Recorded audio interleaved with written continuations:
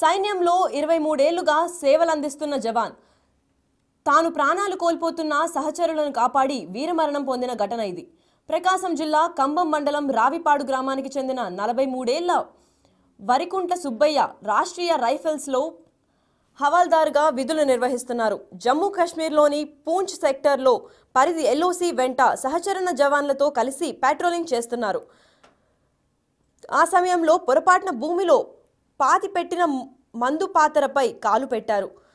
ఆ విషయాన్ని గుర్తించిన సుబ్బయ్య సహచర జవాన్లను కాపాడడానికి గోబ్యాక్ అంటూ గట్టిగా అరుస్తూ అప్రమత్తం చేశారు. ఈ క్రమంలో మందు పాతర పేలి ఆయన స్ఫూర్తిగా నిలిచాడు సుబ్బయ్య. ఈరోజు దాదాపుగా మరికొన్ని రోజుల్లో రిటైర్మెంట్ అవ్వాల్సిన ఉండేది. దాదాపుగా సంవత్సరం లోపల రిటైర్మెంట్ అయ్యేవాడు. కొడుకు సాయి ఉన్నాడు. సాయి, మీ నాన్న మీతో లాస్ట్ ఎప్పుడు మాట్లాడాను? సాయి, నెల కిందట. ఏం మాట్లాడాడు మీ నాన్న?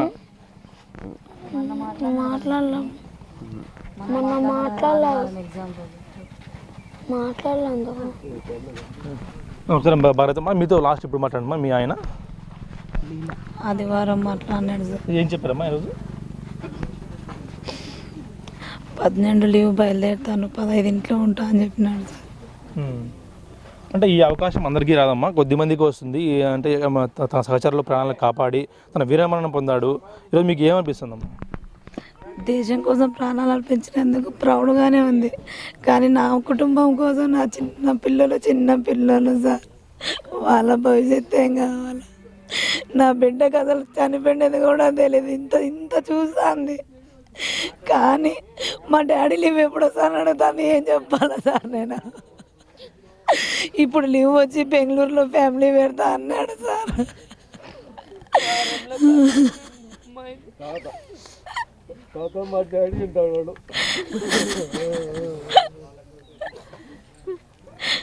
అంటే ఇక్కడ ఎంతో మీ మీద ప్రేమ, ఇక్కడే ఆ ఇల్లు కూడా కట్టించుకుంటున్నాడు. ఆ ఇల్లు కట్టించుకోవడం మీరు లాస్ట్ మాట చెప్పాడంటూ కూడా చెప్తున్నారు. నేనేం చెప్పాడు? 18 స్లాబ్ పడాలంటే ముందే వస్తాను, స్లాబ్ వేయించుకుందామని చెప్పినాడు సార్. ఇంట్లో వీడియో కాల్ చేసి చూపిస్తే ఆడ ఏం పెట్టాలని స్కెచ్ పేర్ల కంటే బాగా చెప్పినాడు సార్. ఇక్కడ ఇది రావాలి, ఇక్కడ ఇది తగ్గిందని అన్ని పింటు చూపించమంటాండే సార్. ఇంట్లో ఎంతో ఇష్టంగా కట్టించుకొని రేపు మొన్న ఇంటికి వచ్చి ఇంట్లో చూసుకోవాల్సిన వాడు ఇంటి డెడ్ బాడీ వచ్చినాడు సార్. అంటే దేశం కోసం ఎప్పుడు ఏమో చెప్తూ ఉండేవాడమ్మా, ఇట్లా ఉండాలి, నేను దేశం కోసమే ఉంటానని చెప్తూ ఉండేవాడు ఎప్పుడమ్మా? ఇట్లా ఏమన్నా ఇన్సిడెంట్లు ఏంటంటే నీకేమన్నా అయితే నేను తట్టుకోలేను బావా అంటే, ఈ అవకాశం అందరికీ వస్తుంది, వచ్చిన వాళ్ళు అన్ని దృష్టవంతులు అని చెప్తా అన్నాడు అన్న. ఎంతో మందిని కాపాడే అదృష్టం ఎవరికో వచ్చేది ముంచి, వాళ్ళంత అదృష్టం ఇంకెవరికి వస్తుంది అంటే అన్నాడు సార్.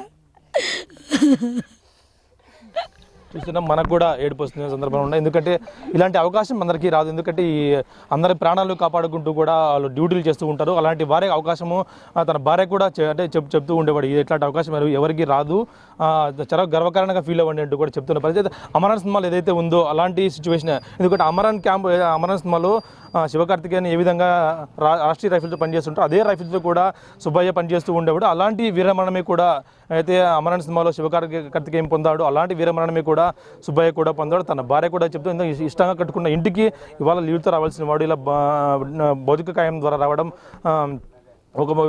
ఒక విధంగా మాకు దేశం కోసం ప్రాణించడం ప్రౌడ్గా ఉన్నా కూడా మా పిల్లలకి ఎవరు దిక్కుంటూ కూడా ఆమె తన ఆవేదన కూడా వెళ్ళిపోతున్న పరిస్థితి ఉంది. ఇది సుబ్బయ్య భౌతిక కాయం వద్ద ఉన్న ప్రస్తుతం ఉన్న పరిస్థితి. Video Prasad big TV, Anantapuram, Narpala నుంచి. అయితే దేశవ్యాప్తంగా తను ఇన్స్పిరేషన్ గా నిలబడినప్పటికీ వాళ్ళ ఫ్యామిలీకి అయితే తను ద్రోహం చేసి వెళ్ళిపోయినట్టుగానే బాధపడుతున్నారు. వాళ్ళ ఫ్యామిలీలో 2 పసిపిల్లలు ఉన్నారు ఆయనకి. పాపం ఆ జవాన్ వీరమరణం పొందినందుకు అందరూ కొంచెం గర్వంగానే ఫీల్ అవుతున్నారు. కానీ ఆయనను కోల్పోయామనే బాధ అయితే వాళ్ళ మొహంలో క్లియర్గా కనిపిస్తోంది. అయితే దీని గురించి వాళ్ళ మదర్ కూడా చెప్పారు. ఇంటికి వస్తాను అని చెప్పిన ఆ మనిషి అలా మృతదేహాన్ని మేము ఎక్స్పెక్ట్ చేయలేదు అని అయితే రోధిస్తున్నట్టు కనిపిస్తుంది. మనం చూస్తున్నాం ఆ విజువల్స్లో. వాళ్ళ వైఫ్ అయితే పట్టి ఏడుస్తున్నారు. వాళ్ళని ప్యాక్ చేసి మమ్మల్ని లాస్ట్ చివరి చూపు కూడా చూసుకొనివ్వకుండా చేస్తున్నారు. ఇలా వీరమరణం పొందినందుకు ఎంత గర్వంగా ఉన్నా నాకంటూ ఒక దిక్కు లేరు అని అయితే రోధిస్తున్నారు వాళ్ళ భార్య.